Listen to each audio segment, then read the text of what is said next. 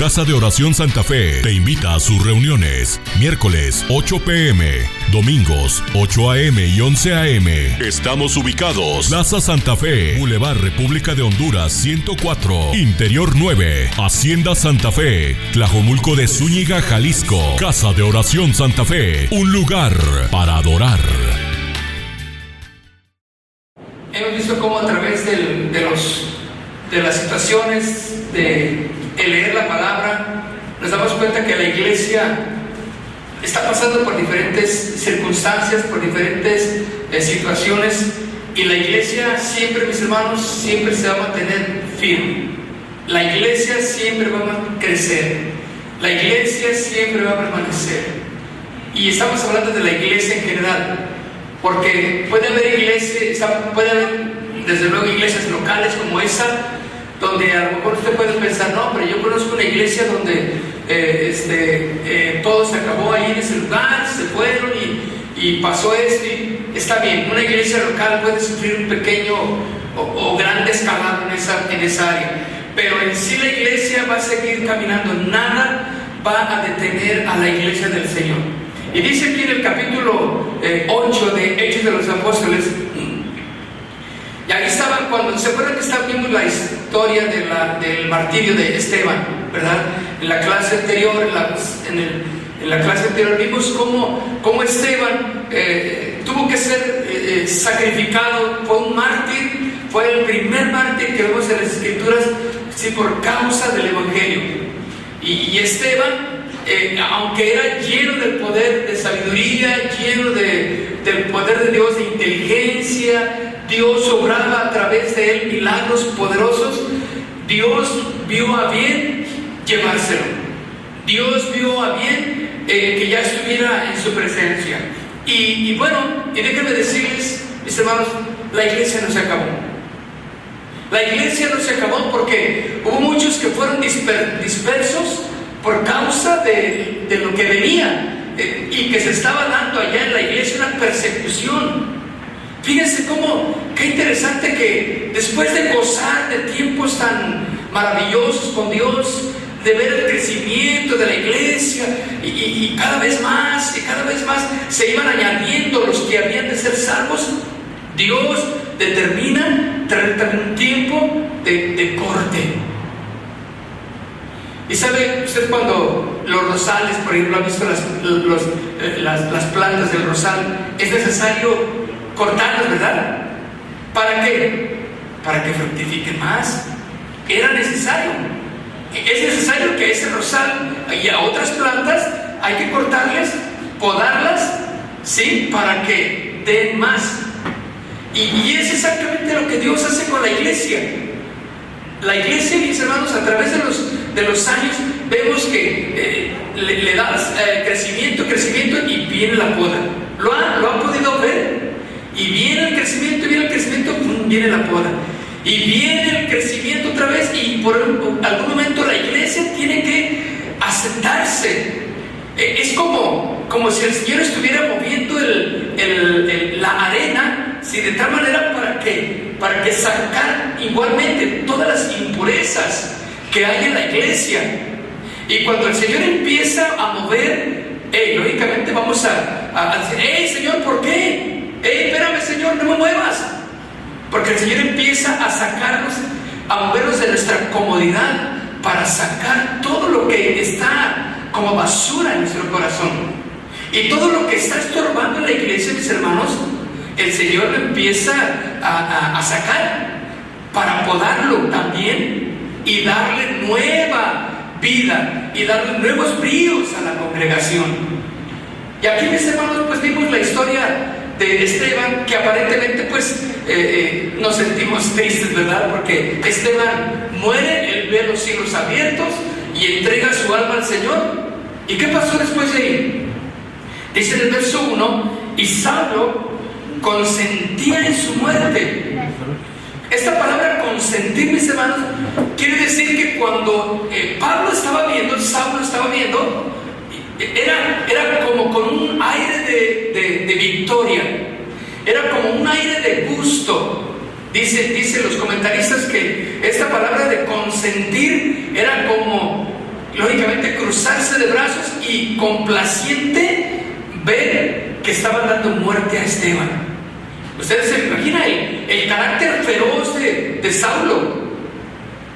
Dice que consentía en su muerte. En aquel día hubo una gran persecución. Empezó el Señor a mover. Ahora, acuérdense que todo obra para bien a los que aman a Dios. Cuando yo puedo ver eso, mis hermanos, la gran persecución, ¿qué trajo? ¿Desgracias? No. ¿Qué trajo? ¿Bendición? Claro que sí. Porque todos, escuchen, todos discípulos fueron movidos a correr. Vámonos. No hubo ni uno que se pudiera quedar a gusto, porque dice aquí que como Saulo consentía, todos los demás pudieron ver que se avecinaba un problema en la iglesia. Mis hermanos, la iglesia, tanto como la familia, tanto como el cristiano mismo, no es exento de venir a las dificultades de la vida. Todo tiene un propósito de Dios.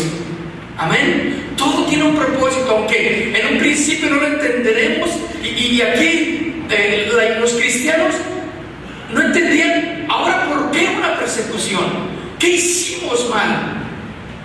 ¿Verdad? El Señor tuvo a bien llevar esa persecución para expandir algo que Él quería que todo el mundo conociera: el Evangelio, su palabra.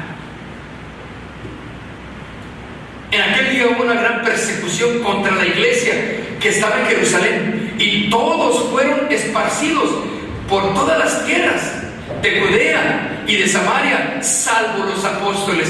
Cuando dice salvo los apóstoles, quiere decir, mis hermanos, que todos los discípulos salieron excepto los apóstoles. Está hablándonos de que la autoridad quedó intacta en ese lugar. Ciertamente hay a escondidas, a penumbra, pero ahí quedaron los apóstoles. Era como diciéndoles: vayan, nosotros vamos a quedarnos aquí. Si algo necesitan, nosotros estaremos orando por ustedes. Nosotros estaremos firmes como columnas de la iglesia. Y si es preciso, los apóstoles tendrían que dar su vida también, porque todos fueron esparcidos. Porque dice, esparcidos por todas las tierras de Judea y de Samaria, salvo los apóstoles.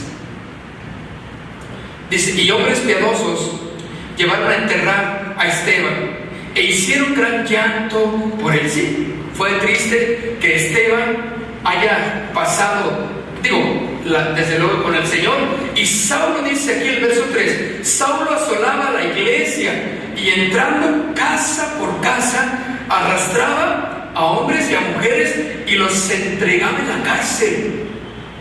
Vean ustedes cómo ahora la situación de la iglesia era, mis hermanos, era una situación terrible, porque ahora ya no estaban a gusto. ¿Se acuerdan? Vimos versículos, todos los versículos o capítulos anteriores al 8 eran de bendición, era de todo lo que Dios estaba haciendo, las maravillas, los milagros, las señales, los prodigios, y crecía el número de los discípulos. Toda la gente quería ir ahí a la iglesia de los cristianos, porque algo estaba pasando ahí tremendo.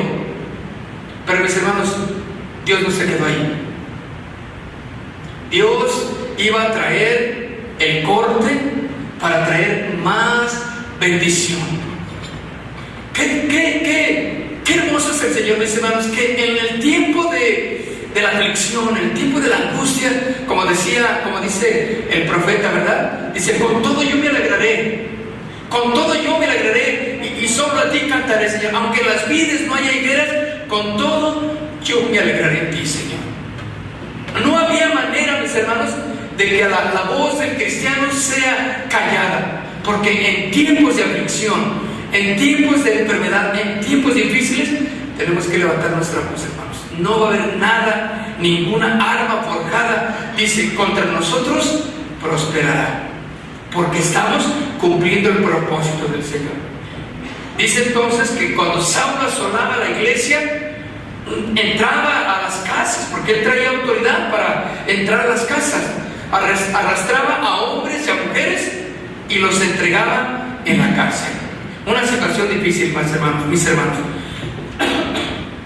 Pero en el versículo 4 dice: pero los que fueron esparcidos iban por todas partes, ¿qué? Anunciando el Evangelio. Gracias, Padre. Iban por todas partes anunciando el Evangelio. Dime, mi hermano, ¿cuál es tu responsabilidad? ¿Cuál es mi responsabilidad? Anunciar, proclamar el Evangelio. Que tu boca, cuando tú abras tu boca, sea para proclamar el mensaje de la palabra de Dios. Por eso, estudia, ora, adiéstrate en ello, para que lo que tú hables, mis hermanos, sea la palabra del Señor. Eso es lo que necesitan escuchar las personas. Y tal vez no te van a decir: oye, yo quiero escuchar a ver qué dices de la Biblia. No, ellos no tienen mucho conocimiento de ello, claro. Pero cuando tú hables, tú hablarás la palabra de Dios, y muchos podrán abrir su corazón para recibir al Señor Jesucristo. Por eso dice aquí: los que fueron esparcidos iban por todas partes anunciando el Evangelio. ¿Qué hacían anunciando el Evangelio? No iban llorando, no iban entristecidos, no iban ahí con sus capas ahí, ya sus ropas ya casi en el suelo y arrastrando ahí con las cobijas y ya no tiene caso. ¿Qué nos pasó? ¿Por qué, Señor, permites esto? No, ellos iban anunciando el Evangelio. ¿Qué quiere decir Evangelio? Las buenas nuevas. Claro, dejaron sus casas. Me suena mucho a lo que está pasando hoy en Ucrania, ¿verdad? Tantos hogares que fueron abandonados, tuvieron que dejar todo por huir. Claro, en una situación diferente, ¿verdad? Pero tuvieron que huir por causa de la guerra. No se llevaron más que papeles, un poco de ropa, y el niño que va allí también, su juguete, su muñeco, y a caminar, huir del país. Y en este caso, mis hermanos, los cristianos tuvieron que dejar todo. No se llevaron absolutamente nada. Simplemente lo más que pudieron: una muda, un cambio, una maletita, y vámonos. ¿Y qué iban haciendo por donde iban? Predicando, hablando el Evangelio.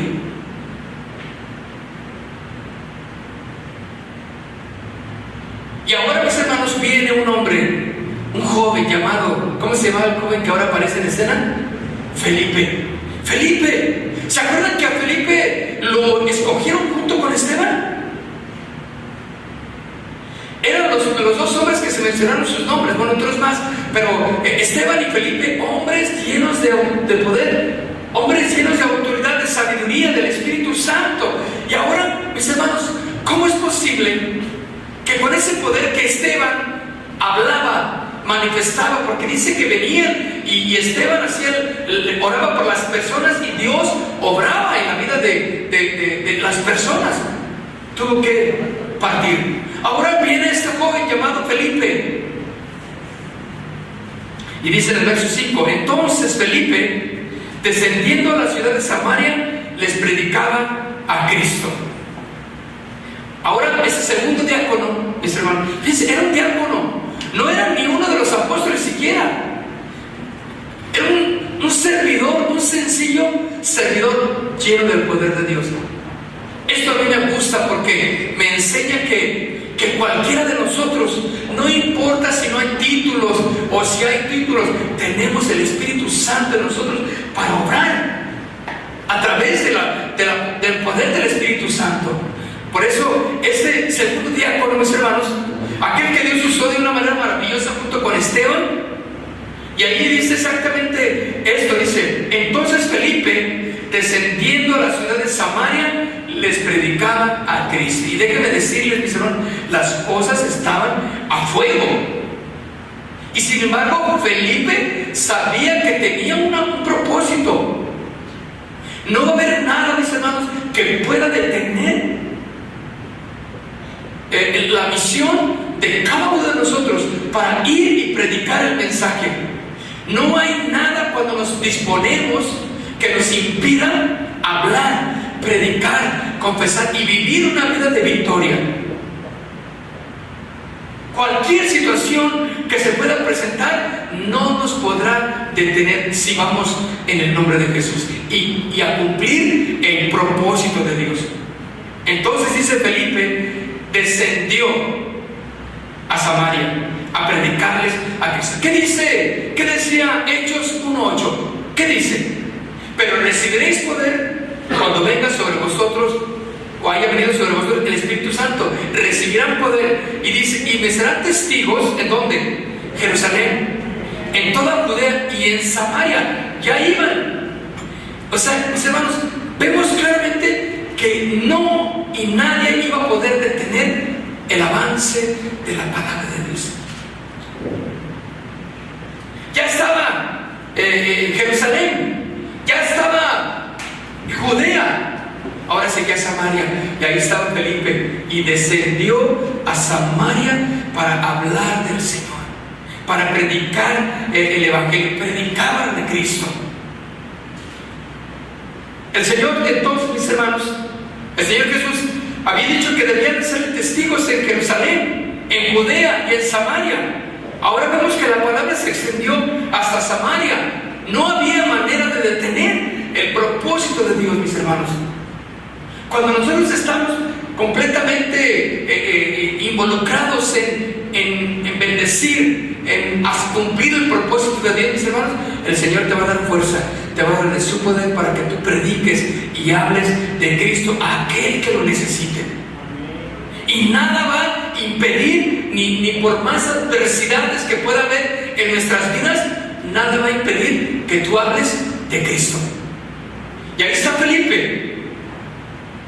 En el versículo 6 dice, y la gente unánime escuchaba atentamente las cosas que decía Felipe, oyendo y viendo las señales que hacía. La gente unánime escuchando todo lo que Felipe les decía. Felipe hablando de Cristo. Recordemos que Esteban ya había ejercido los dones junto con señales, y ahora vemos a Felipe igualmente con esos dones, estas capacidades, este poder de Dios. Fueron dados entonces a aquellos que llevan la palabra, y esto, mis hermanos, es vital, que cuando tú hables sepas que no estás solo, que el Señor está contigo, que lo que tú hables, en donde quiera que tú hables, donde Dios te ponga para que tú seas un testimonio, Dios obrará en tu vida. No pierdas ninguna oportunidad de hablar, de orar por alguien, porque el Señor está contigo. Aquí dice que le escuchaban a Felipe todo lo que él decía, acompañado de todas las señales, ¿sí? Viendo las señales que Felipe hacía. Cuando tú prediques, cuando tú hables, cuando tú confieses a Jesús como el Señor de tu vida, estás dejando y manifestando el poder de Dios. Tú no sabes el efecto que va a traer en aquel que te escuche, en aquel al cual tú le hables. Alguien se animó a hablarte del Evangelio, ¿verdad? Alguien tuvo el valor para predicarte de Cristo. Tal vez escuchaste unas alabanzas por ahí y te asomaste a ese lugar y era una iglesia cristiana. Y ahí estaba el predicador, ¿verdad? Y ahí estaba el predicador hablando de Cristo. Y tú dijiste, yo quiero de esto. Tú no sabes cuánta necesidad hay en la calle para que tú hables de Cristo. Te van a escuchar porque el Señor está contigo. Porque el Señor promete que tú hablarás cuando recibes el Espíritu Santo, cuando eres una nueva criatura, cuando eres un hijo de Dios. Tienes al Espíritu Santo como respaldo para manifestar, para hablar. Y sin ninguna duda, tú tienes que decir lo que Cristo ha hecho en tu vida. Tu labor es predicar, tu labor es orar, y Dios va a sanar. Tú no puedes sanar, nadie puede sanar, es Dios el que lo hace, a través de su Espíritu Santo. Tú no puedes cambiar a nadie, tú habla la palabra. Y tú vas a ver cómo se van a manifestar las señales de Dios, porque estas señales seguirán, dice la Escritura, ¿verdad?, a aquellos que creen en mi nombre. Entonces, mis hermanos, cuando tú predicas, cuando tú cumples el propósito de Dios, cuando tú hablas en las situaciones en las que te encuentres, hablas del Señor, llevarás la palabra de Dios. Ahora, las credenciales de un hombre de Dios, de una mujer de Dios, consisten en una sana doctrina, correcta, balanceada, antes que las señales. ¿De acuerdo? Tú predicas primero, no, porque no vamos a llevar a la gente a que venga por las señales, sino que vengan por la palabra de Dios. Es un error cuando les decimos: vamos, mire, ahí va a haber señales, mire, van a orar por usted, mire, sí lo vamos a hacer, pero eso no es el enfoque. El enfoque es predicar una doctrina correcta y balanceada, porque eso es lo que va a cambiar el corazón. ¿Sí? Las señales vendrán después. Cuando Felipe predicaba, dice que predicaba a Cristo, y las señales que hacía, la gente las veía. Pero predicar de Cristo es esencial, mis hermanos. Cuando la iglesia, cuando el cristiano su vida está basada en la palabra, mis hermanos, si hay señales, gloria a Dios. Si no hay señales, gloria a Dios. ¿Sí o no? Porque mucha gente, se siente mal porque es que no sentía a Dios, es que Dios no hizo este milagro, es que Dios no me responde, y empiezan a dudar de su convicción. Y eso es incorrecto, mis hermanos. Cuando nuestras vidas están basadas en una correcta interpretación de las Escrituras, yo no tengo problemas de que si hay señales, si hay manifestación o no. Mi vida está segura en Cristo. Mi vida está segura en Él. Y Él va a hacer en su tiempo lo que Él quiera hacer. Amén. Porque dice la Escritura que no andamos por sentimientos.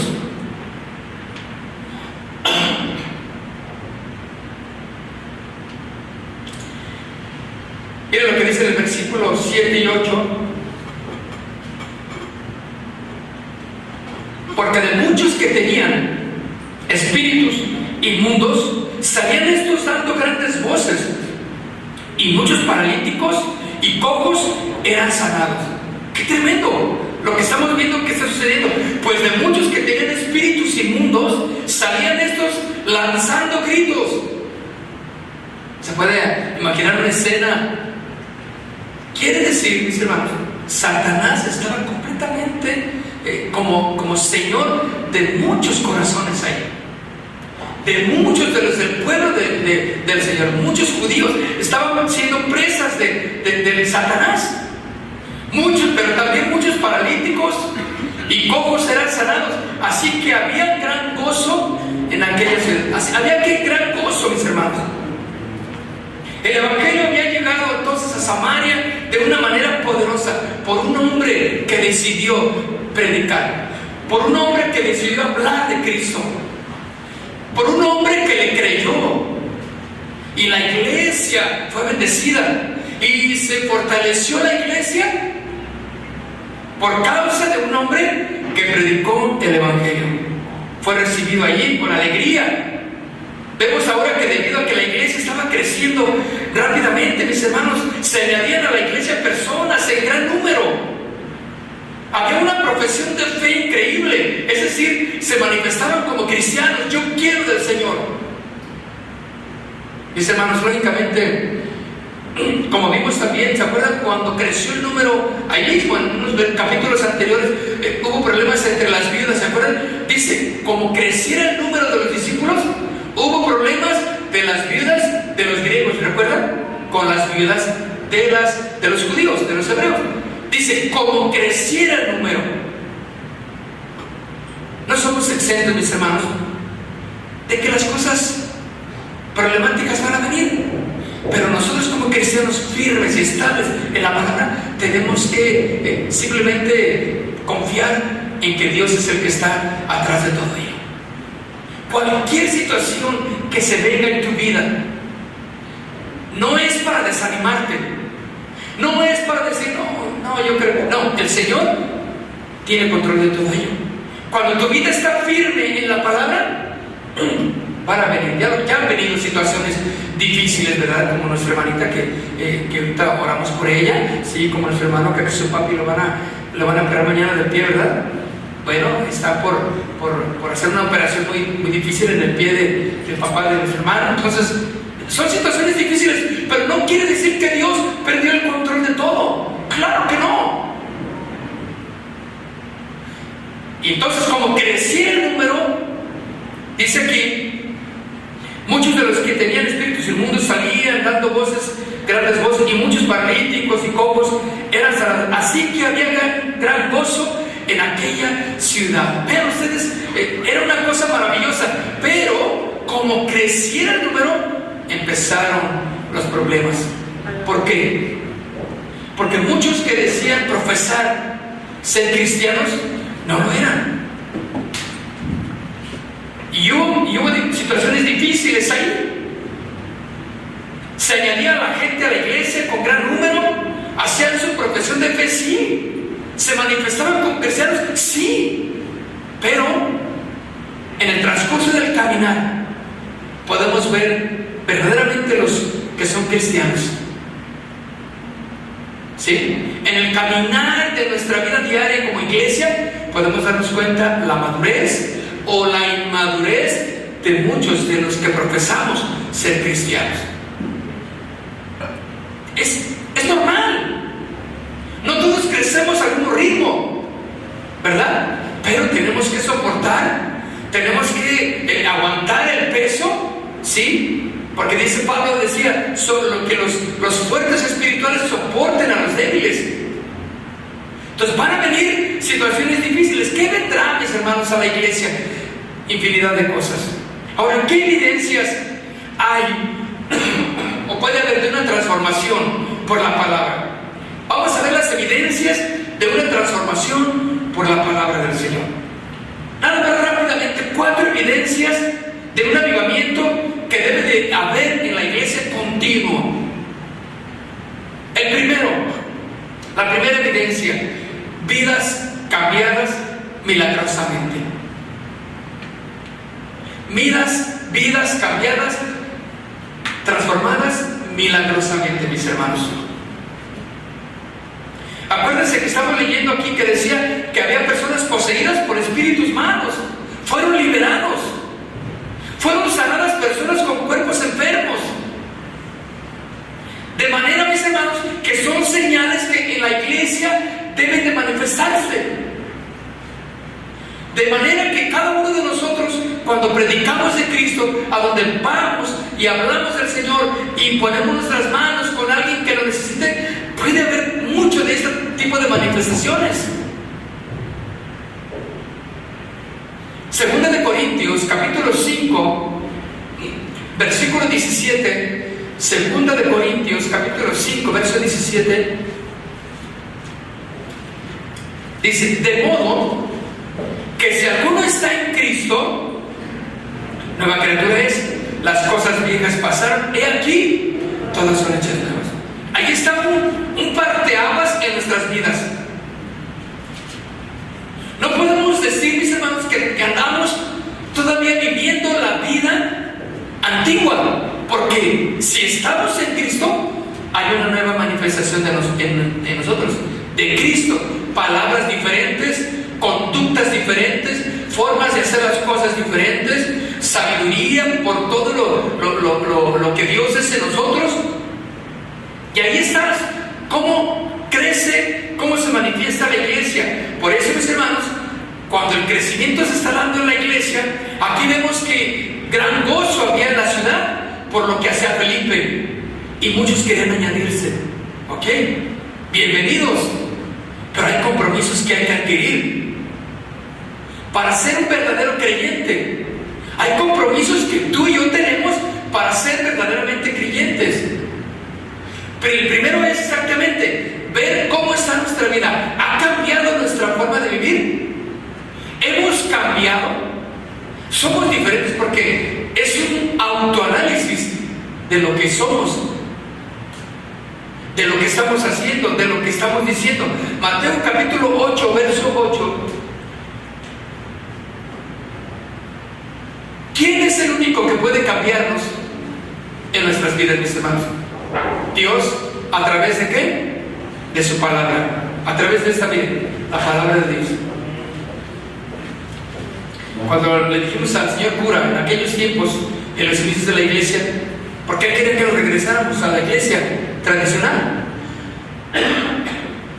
y mi familia, yo, mi esposa, que nos quedamos ahí, le dijimos, regresamos si nos habla de la palabra. Le dijimos al señor cura, dice, no, mis hijos, es que hay otros libros inspirados por Dios también, que han escrito nuestros santos padres, ¿no?, de la iglesia tradicional. Dijimos, no, porque cuando nosotros leímos la escritura, ello fue lo que nos cambió. Entonces nos consideraron definitivamente de ahí en adelante aleluyitas o protestantes, como quieran decirle. Yo ni sabía ni qué, no sabíamos muy bien esos lenguajes, pero así nos empezaron a llamar. Y bueno, si es por la palabra, pues que nos llamen como quieran, ¿sí o no? Si es por la palabra. Mateo 8:8, respondió el centurión y le dijo, Señor, no soy digno que entres bajo mi techo, solamente que di la palabra y mi cría sanará. Mis hermanos, simplemente por el decir la palabra, este centurión sabía que su criada iba a sanar. Ese tenía una fe increíble, una fe grande, que le decía, Señor, no soy digno de que entres en mi techo, está lejos mi casa, Señor, nada más di la palabra. Porque el centurión fue y buscó a Jesús. Entonces y luego, ¿se acuerdan que el centurión investigó la hora en que Jesús dijo esa palabra? Y les dijo a sus siervos que le dijeron que había sido sanado ya su amigo, el otro siervo, ¿verdad? Les dijo, oye, ¿a qué horas más o menos? Y ya le dijeron la hora, dijeron, es la hora que Jesús dijo. Mis hermanos, la palabra tiene poder. Cuando nuestras vidas están basadas en ella, en la palabra, mis hermanos, entonces debe de haber cambios en nosotros. Si no, entonces entramos a una religión más. Entramos a un lugar de costumbres nada más. Y cambiamos de banca nada más. Cambiamos de asiento. No, tenemos que ser diferentes. Lo que hace la gran diferencia en nosotros es que la palabra de Dios debe actuar en nosotros para ser diferentes. Y no necesitamos avivamientos, campañas de éxito, de milagros. No, mis hermanos, el cristiano debe de vivir día con día el avivamiento de la palabra de Dios en su vida. Mateo 4, versículo 24. Mateo 4, versículo 24. Y se difundió su fama por toda Siria, y le trajeron todos los que tenían dolencias, los afligidos por diversas enfermedades y tormentos, los endemoniados, los lunáticos, aquellos que están en la depre, aquellos que están, que dice la gente que tiene que ir a un manicomio, que tiene que ir a un lugar donde lo traten psicológicamente. Y dice aquí que los libraba a todos ellos, y a los paralíticos, y los sanó. Jesús es lo que hace, mis hermanos. Es lo que hizo Felipe. Es lo que tú y yo como cristianos verdaderos tenemos que hacer. La evidencia, mis hermanos, de que Cristo está en nosotros es el cambio radical en tu vida y en mi vida. No puede ser que estemos luchando todavía, o que nos dejemos llevar por conductas que no son las conductas de un cristiano. Que andemos en lugares donde un cristiano no tiene que andar. Que digamos y hablemos palabras con cosas que no deben de salir de nuestra boca, sino la que sea necesaria. ¿Para la qué? Para la edificación. La segunda evidencia, mis hermanos, que se experimenta en la vida cristiana, la segunda evidencia de que la iglesia, de que el cristiano va caminando en la palabra de Dios, es que experimentaron un gran gozo. conoce a Cristo está llena de gozo, de alegría por vivir, un gozo que va más allá de las circunstancias negativas o positivas que le puedan rodear. Su gozo va más allá de eso, porque el gozo viene de conocer a Jesús. Sabe quién es, está seguro y certero de quién es en Cristo. Cuando el enemigo viene, cuando los familiares también son parte de que el enemigo los usa para tratar de quitarte la paz, el gozo en el cual debes de vivir, tú sabes que Cristo es tu seguridad, Él es tu fuerza y por lo tanto Él es tu gozo. El gozo va más allá de las circunstancias que te rodean, porque tu gozo viene de que conoces quién es Jesús en ti. Este gozo, mis hermanos, es de que conocemos a Cristo y nos llena de su gozo. ¿Por qué? Porque somos perdonados. Ese gozo viene de que somos perdonados y que también podemos perdonar a aquel que nos ofende. Ese gozo que debe de habitar en nosotros es la seguridad que nos da también de la vida eterna. Sé que si les pregunto, mis hermanos, ¿cuántos quieren partir con el Señor? Pues no, yo sé que nadie queremos, pero porque llegará su momento. Pero mis hermanos, ese gozo que tenemos y la seguridad de saber que cuando llegue vamos a estar con el Señor, hay un gozo y no hay tristeza, no tenemos miedo de que suceda como suceda. Sabemos que estamos seguros en Él y hay un gozo en nuestras vidas. Juan capítulo 15, versículo 11. Juan capítulo 15, verso 11. Estas cosas os he hablado para que mi gozo esté en vosotros y vuestro gozo sea cumplido. Estas cosas os he hablado para que mi gozo esté ¿en dónde? En vosotros. El Padre del gozo es Jesucristo, mis hermanos. Y si Él está en nosotros, podemos vivir en el gozo, en la alegría, en el conocimiento, en la victoria, de saber que y no necesitamos ni proclamarlo, ni necesitamos ni gritar, ni hacer un círculo de victoria, ni hacer exageraciones. Simplemente yo sé quién vive en mi corazón. Yo sé por qué tengo ese gozo y vivo en Él. Y aunque me falte para completar el pago de algo, y aunque me falte y ya se acerca el tiempo de mi pago y no tengo, yo puedo estar seguro en el gozo del Señor. Porque el gozo del Señor es la fortaleza de mi vida. El gozo del Señor es ¿qué? Es mi fuerza. El gozo del Señor es mi fuerza. Entonces, yo no estoy esclavizado a ello. Primera de Tesalonicenses, capítulo 5, versículo 16. Primera de Tesalonicenses, capítulo 5, versos 16 y 18. ¿Qué dice? Estad siempre. No quiere decir que estés con la sonrisa todo el día. No está hablando de esa alegría. Esa es una alegría que es según lo que te esté pasando. La alegría temporal. No, el gozo del Señor es eterno ahí contigo. Está contigo. Es fuerza, es la vitalidad del Espíritu Santo para ayudarte en los momentos decisivos, en los momentos terribles de tu vida. Y sabes quién es, y sabes quién eres tú. Conoces a tu Dios y eso te produce un gozo. Por eso Felipe fue tan valiente, porque él vio lo que pasó con Esteban y no tuvo miedo. Dijo: si así he de ser y he de dar mi vida predicando, y si me desheredan en mi familia, y si ya no me quieren ver, y si me corren, Señor, en el nombre de Jesús, pues que sea por ti.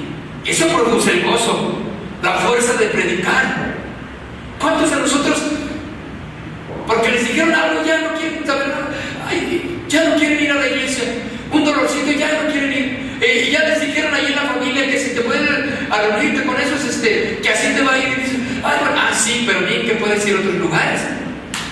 Bien que sí vas a visitar a fulanos de tal cuando no debes de ir.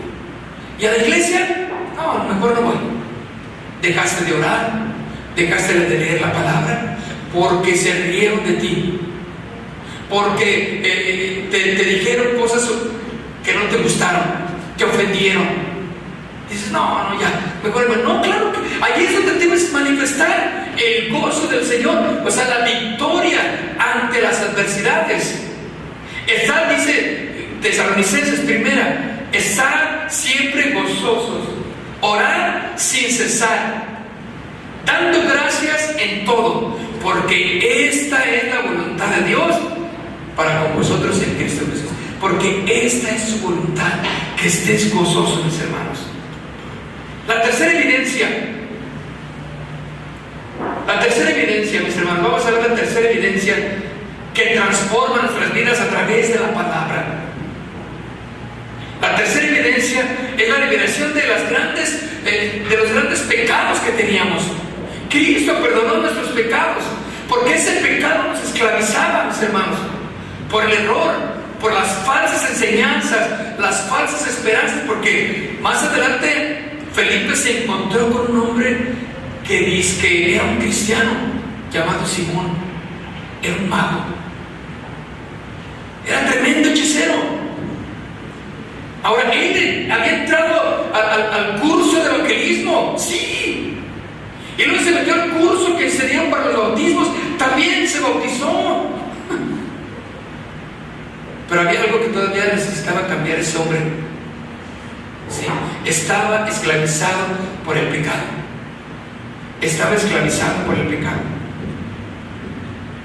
Y hermanos, la evidencia tercera para saber nosotros que la palabra de Dios está produciendo poder en nosotros y transformándonos es que nos libró del pecado, del error del pecado que nos esclavizaba.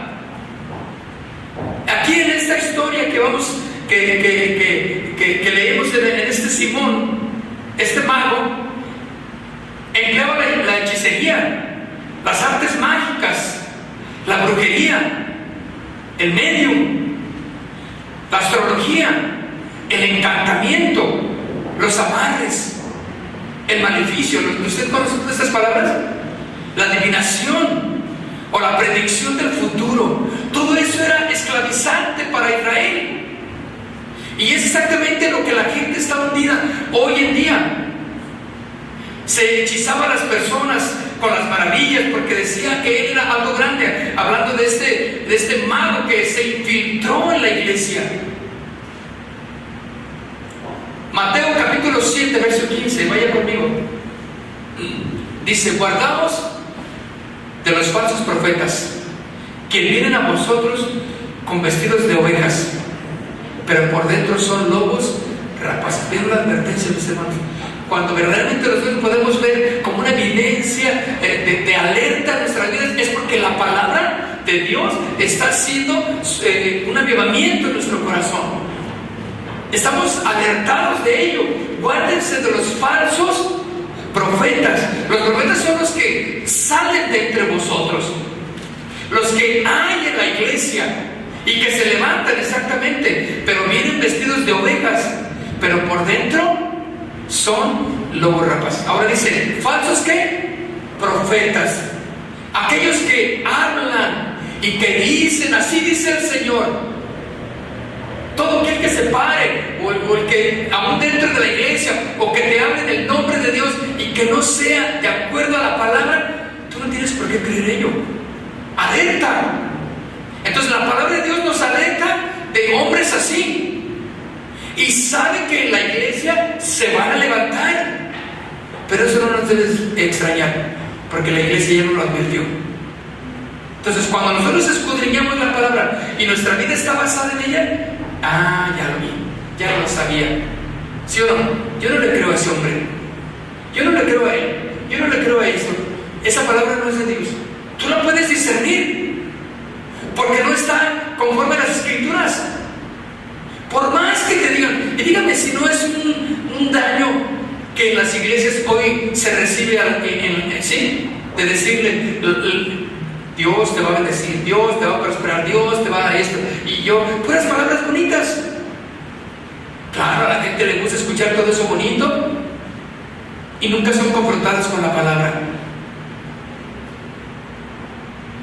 El Mateo 24, porque se levantarán falsos cristos y falsos profetas y harán grandes señales. ¿Lo tienen? Mateo 24. Porque se levantarán falsos cristos y falsos profetas y harán grandes señales y prodigios de tal manera que engañarán, si fuere posible, ¿a quién? A los escogidos. Vean ustedes, mis hermanos, con cuánto cuidado tenemos que estar, con cuánto fervor tenemos que estar basados en la palabra, porque se van a levantar. La cuarta evidencia, mis hermanos, que podemos ver que la palabra de Dios está siendo productiva en nosotros, es creer que todas las cosas relacionadas con el reino de Dios y en el nombre de Jesucristo y ser bautizados. Creer las cosas relacionadas con el reino de Dios y en el nombre de Jesús y ser bautizados. Cuando nosotros, mis hermanos, somos llevados a cumplir estos mandatos que Dios determinó, esto nos da solidez y da fundamento al crecimiento bíblico en nuestras vidas. Es importante que valoremos que tenemos que ser llevados y confrontados a todo lo que dice la palabra y a creer que en el nombre de Jesucristo, como el Rey, como el Señor de nuestras vidas, y también ser bautizados. Es parte importante. Cuando dice ser bautizados es cuando estamos haciendo formalizando nuestra creencia en Jesucristo. Nuestro amor por el Señor está determinándolo, hablándoles a los demás por nuestros hechos que somos hijos de Dios.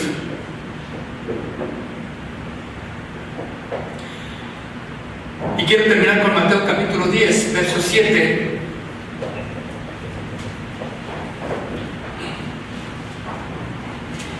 Y yendo, predicar, Mateo capítulo 10, verso 7. Y yendo, predicar, diciendo: el reino de los cielos se ha acercado. ¿Por qué dice el reino de los cielos, mis hermanos? Todo lo que conlleva a escudriñar la palabra, ese es el reino de Dios. Todo lo que significa leer la palabra, ser edificados, ser fundamentados en las cosas de la palabra del Señor, todo lo que implica el carácter de Dios, conocer de Dios, saber quién es Dios, quién es Cristo, conocer todo ello implica el reino de Dios. Y por eso dice aquí, yendo y predicar, diciendo: el reino de los cielos se ha acercado. Dice en Hechos 8, 12: pero cuando creyeron a Felipe, que anunciaba el evangelio del reino de Dios y el nombre de Jesucristo, se bautizaban hombres y mujeres.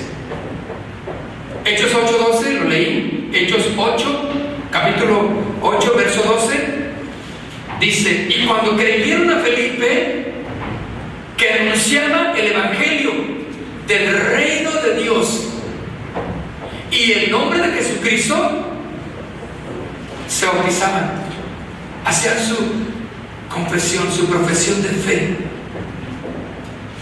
Nada va a sustituir, mis hermanos, nada va a sustituir el arrepentimiento, nada va a sustituir el perdón de nuestros pecados. No, ni siquiera la obra más buena que tú puedas hacer. Tenemos que estar fundamentados en la palabra. Póngase de pie, por favor. Y quiero que ore conmigo. Padre, queremos pedirte, Señor, que como iglesia nos sigas dando de tu fuerza, Dios, a través de tu palabra. Que, Señor, que podamos vivir con estas evidencias que hemos compartido, que hemos hablado, estas evidencias que nos llevan a entender que nuestras vidas han cambiado, Señor, que somos diferentes, que pensamos diferentes, Señor, y que si hubiera alguna enfermedad hemos gustado de tu sanidad. Gracias, Señor, porque veremos cosas aún mayores que estas, Señor, como evidencia de que vamos, Señor, caminando en el camino correcto, Señor. La evidencia del gozo también es importante, Señor. Una persona que verdaderamente conoce a Cristo está llena de gozo, porque conoce a Cristo, y Cristo es mucho más que cualquier circunstancia, por agradable que pueda ser. Es más que eso, Señor. Gracias, Padre, porque esa evidencia que hay en nuestro corazón es de la libertad que nos has dado, la liberación del pecado, no más esclavos del pecado ahora, Señor, en Cristo Jesús. Por eso, Padre, ya no hay ningún esclavitud en el error, ni en las falsas enseñanzas, ni falsas esperanzas. Todo está en tu palabra, Señor. Así como Felipe, Señor, que encuentres en cada uno de nosotros, hombres y mujeres, como Felipe, que compartieron el reino de Dios y Jesucristo como el Señor.